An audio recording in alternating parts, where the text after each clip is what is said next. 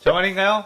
내 이름은 종타쿠 오덕이죠. 우리 종대 여러분, 오늘 하루 어떠셨나요? 오늘은 인기 애니메이션 귀멸칼에서 충주 신호부가 도마에게 거두어져 혈기화되었다면 어떠겠지에 대한 가상 시나리오 2부입니다. 이 영상에는 원작의 스포일러와 개인적인 견해가 있으니 그 점 유의하시기 바랍니다. 大丈夫ですか? 그럼 시작해볼까요? 저번 영상에서는 코초 자매가 죽을 뻔한 위기에서 도우마에게 구제받아 혈기화되었고, 카나에가 비살대 검사에게 살해당해 신호부가 복수를 다짐하는 것까지 전개했었죠. 저번 영상을 보지 않으신 분들은 보고 오시는 게 이 영상을 이해하고 즐기는 데 수월하니 보고 오는 것 추천드리고요. 이 가상 시나리오 컨텐츠는 원작의 고증을 철저히 따라가는 매끄러운 진행이 되지 않기 때문에 어느 정도의 설정으로나 능력치 보정은 이해해 주셨으면 좋겠습니다.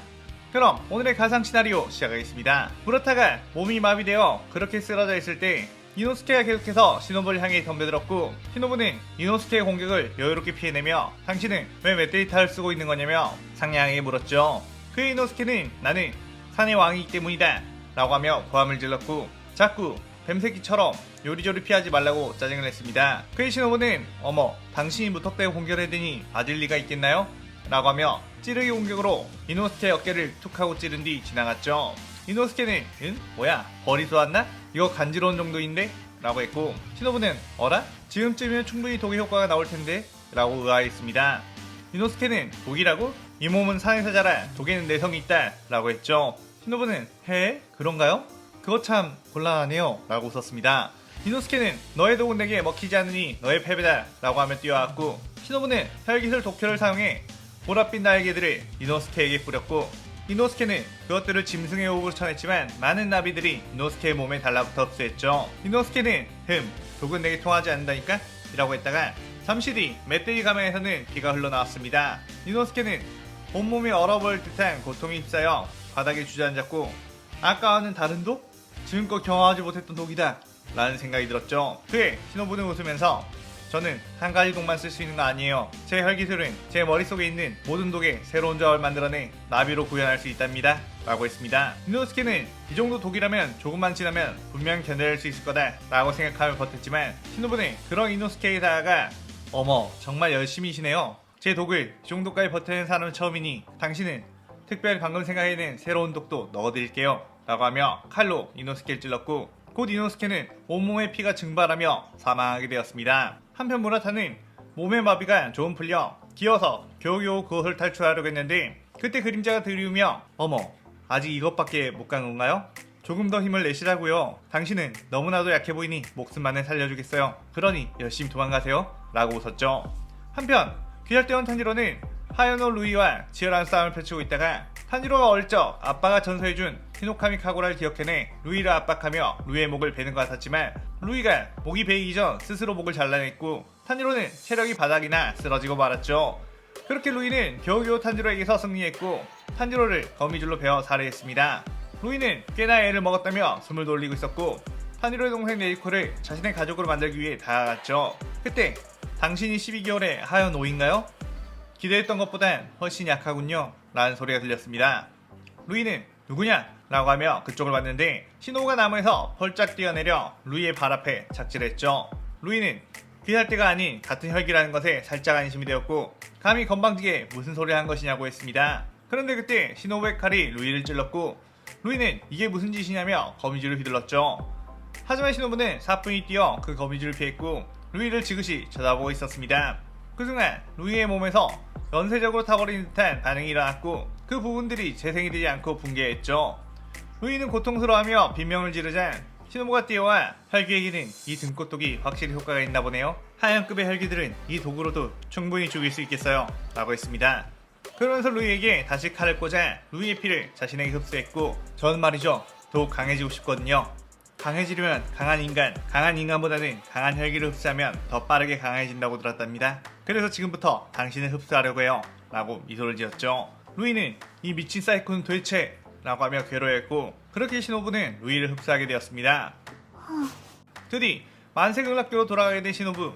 도반은 시노부를 보고 너 뭔가 기분 좋아 보이는데 귀살대 녀석들을 많이 죽인 거냐고 물었고, 시노부는 귀살대원들도 죽이고 하야노 루이도 제가 잡아먹었답니다 라고 미소 짓자 도반은 순간 뭐? 같은 혈기를 그것도 12개월을 잡아먹었다고? 라며 정색하다가 이내 환한 미소를 짓더니 역시 나의 신호부장은 최고야. 이왕 이렇게 된 거 정식으로 12개월이 되는 것도 좋겠는걸? 이라고 했죠. 도마는 무장에게 새로운 하연을 추천한다고 연락을 했고 무장은 무한성으로 하연들과 신호부를 집합시켰습니다.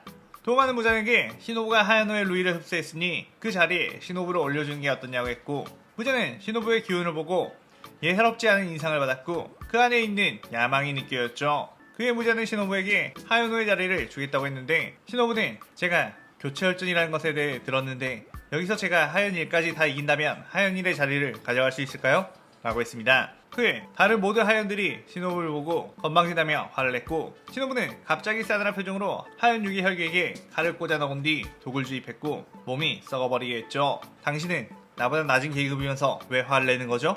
라고 했습니다. 그러면서 신호부는 하연일 엠무에게 당신도 화를 내지 말고 실력으로 보여주면 되는 거 아니냐고 했고 엠무는 갑작스러운 교체 일정 신청에 무자한 눈치를 봤죠. 하지만 무자의 눈에는 그저 흥미가 가득했고 엠무는 자신의 체면이 있으니 거절하지 못했습니다.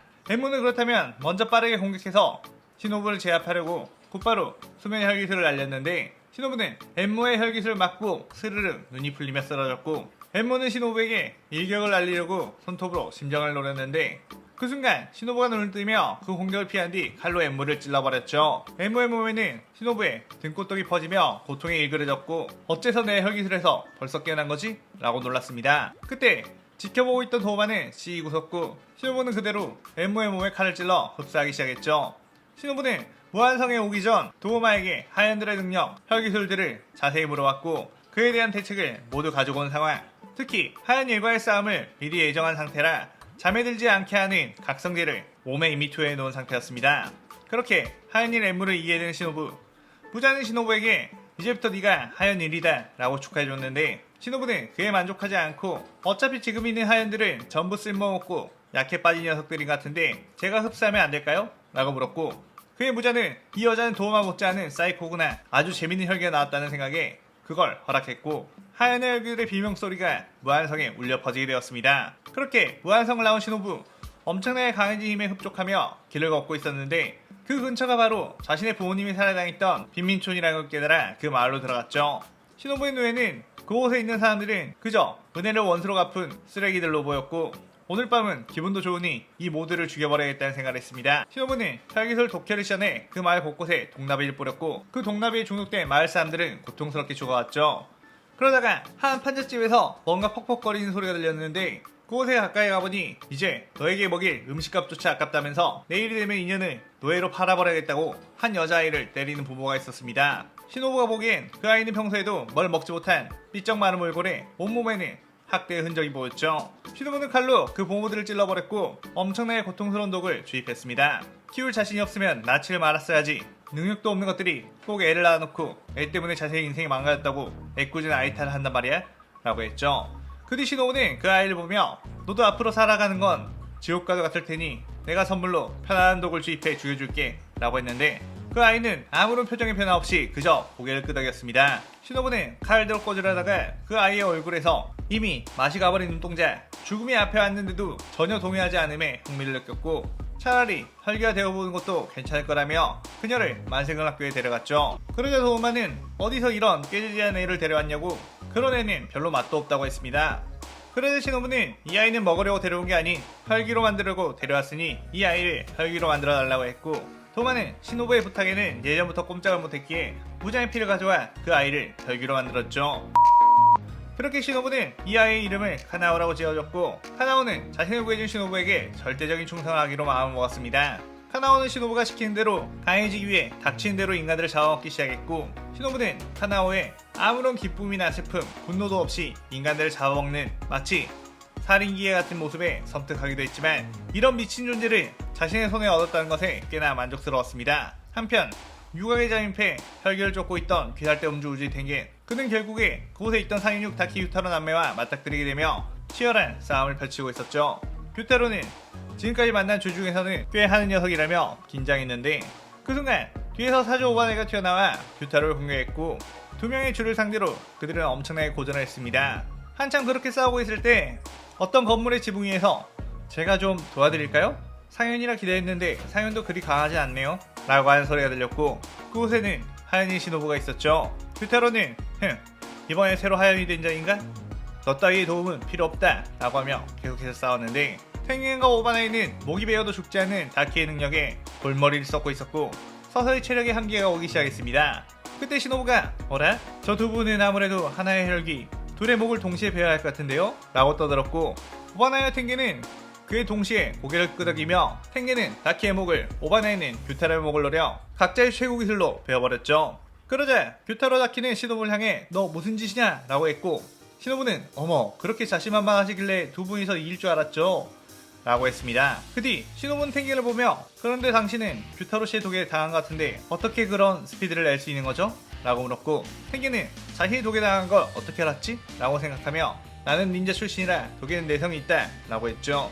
그러자 시노부는 씩 웃으며 그게 아니고 그냥 규타로 씨의 독이 약해 빠졌을 뿐이에요 라고 하며 혈기술 독혈을 시전했습니다. 오바나이는 저 나비들에게 당하면 안 돼 라고 하며 시노부의 나비들을 요리조리 피했고, 탱겐 역시 소리의 호흡으로 그것들을 날려버렸죠.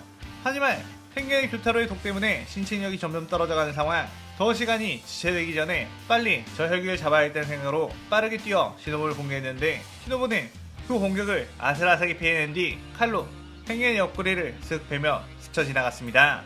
시노부는 제 독도 버틸 수 있는지 한번 참아보시죠 라고 했고, 탱겐은 규타로의 독과는 차원이 다른 고통에 무릎을 꿇고 쓰러졌죠.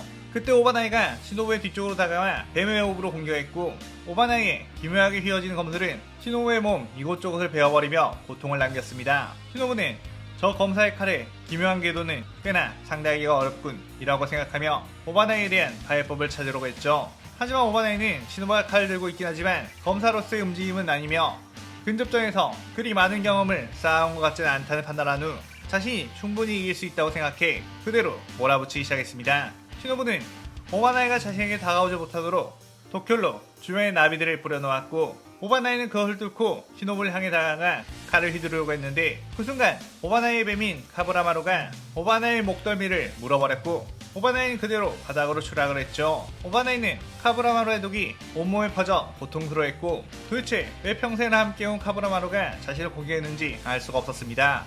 시노부는 방금 전 독혈의 나비와 더불어 공중에 미세한 향을 뿌려놓았는데, 그건 바로 동물의 신경계를 자극해 공격성을 증폭시키는 환각제라고 했죠. 저는 독에 능통하기에 뱀에 대한 연구도 당연히 많이 해왔는데 마침 당신이 목에 뱀을 감고 있길래 한번 활용해봤다고 했습니다. 오바나이는 생각지도 못한 계략에 당하고 말았고, 카브라마루가 계속해서 자신을 공격하려고 하자 카브라마루를 자신에게서 떼었는데, 그 순간 시노부가 빠르게 오바나이 뒤로 다가가 등 뒤로 심장에 칼을 찔러 넣었고 맹독을 주입하기 시작했죠. 오바나이는 인정하기 싫지만 넌 정말 강하다, 나의 패배군 이라고 하며 비토를 했고, 그렇게 죽음을 맞이하게 되었습니다. 그때 음주우주의 탱긴 역시 시노부에게 당한 독과 규타로에 당한 독을 이겨내지 못하고 그대로 사망하게 되었죠. 시노부는 씩 웃으며 피할 때 줄한 녀석들도 2명이나 살해하고 상현육의 혈기도 그 과정에서 퇴치당했으니 자신의 모든 계략이 성공했다고 생각했습니다. 그 뒤 다름이 아닐까 무자는 상현육 다키나메가 죽었다는 것에 모든 상현들을 무한성으로 소집하게 되었고, 시노부 역시 다시 한번 무한성으로 가게 되며 이 시나리오 2부가 끝이 나게 됩니다. 이 시나리오에서는 시노부가 주인공이기에 원작의 주인공일지라도 엑스트라급으로 전락할 수 있다는 점 알려드리고요. 시노부의 사이코적인 느낌과 그녀의 야망의 성장을 위주로 그려봤는데 재밌게 보셨으면 좋겠네요. 오늘의 가상 시나리오에 대한 감상평 많이 남겨주시고 다음 시나리오 3부도 많은 기대 부탁드려요. 오늘 영상 즐겁게 보셨다면 구독, 좋아요, 알림 설정 누르는 거 잊지 마시고요. 그럼 오늘의 이만 사요나라.さようなら。